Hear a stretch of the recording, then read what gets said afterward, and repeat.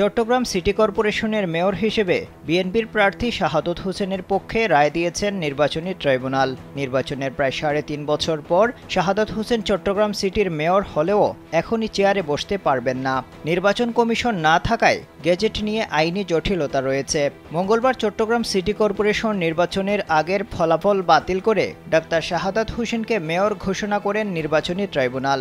একই সঙ্গে আগামী ১০ দিনের মধ্যে নির্বাচন কমিশন সচিবকে গেজেট প্রকাশ করার জন্য নির্দেশ দেন। তবে নির্বাচন ব্যবস্থাপনা শাখার কর্মকর্তারা বলছেন, নির্বাচনী ট্রাইব্যুনালের রায়ের বিরুদ্ধে আপিল করার জন্য ৩০ দিন সময় আছে। আপিলের সময় পর্যন্ত ইসি গেজেট প্রকাশ করতে পারবে না। বাংলাদেশের একমাত্র মাল্টিন্যাশনাল টাইলস ব্র্যান্ড আরএকে সিরামিক্স।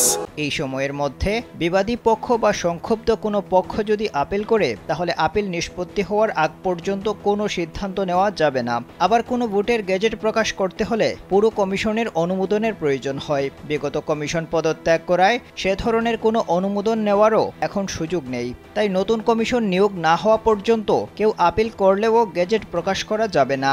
এ বিষয়ে ইসির আইন শাখা জানিয়েছে, পরিস্থিতি অনুযায়ী তাদের কাছে রায়ের কপি আসলে তারা দেখবেন। কমিশন না থাকায় কমিশন হওয়ার আগ পর্যন্ত তারা উপদেষ্টা পরিষদে যেতে পারেন।